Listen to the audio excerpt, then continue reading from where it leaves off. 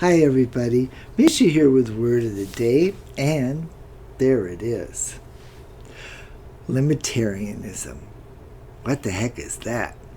Well, before I tell you, a big shout out to my friend Beto for giving me this word, and a big caveat for myself, because I don't want anybody screaming that I'm some kind of commie here. I love capitalism, I love money, I wish I were rich. However, limitarianism has a lot to be said for it. So, what does it mean? Limitarianism is a philosophy which says that there should be a cap on the amount of income, wealth, and resources that any one individual owns.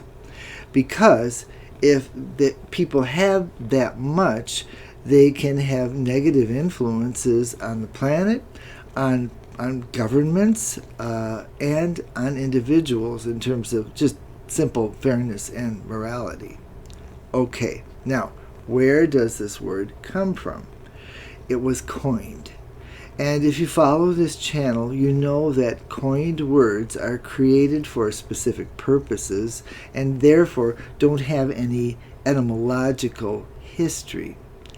This word, limitarianism, was coined in 2012 by a Dutch philosopher named Ingrid Robbins in an article called Having Too Much. She also wrote a book called Limitarianism, which tells you everything you need to know about this philosophy. Now, it's a new word, but it's an old idea.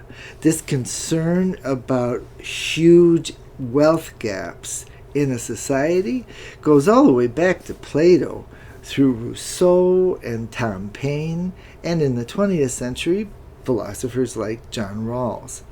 Okay, now I'm going to give you some sentences here and try to apply it to these different domains, this word limitarianism. So let me start here.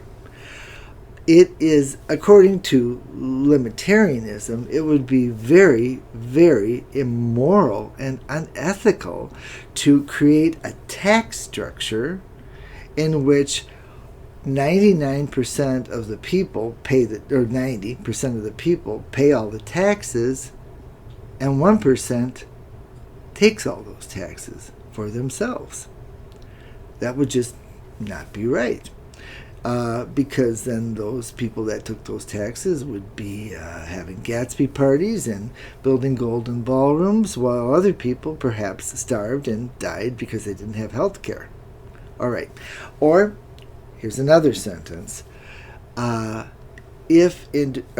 to the philosophy of limitarianism, when individuals have too much wealth, they can buy and sell governments, and that would destroy democracy. What do you think about that? And finally, and this is, actually not finally, sorry, I got allergies today. Let's talk about the planet for a minute.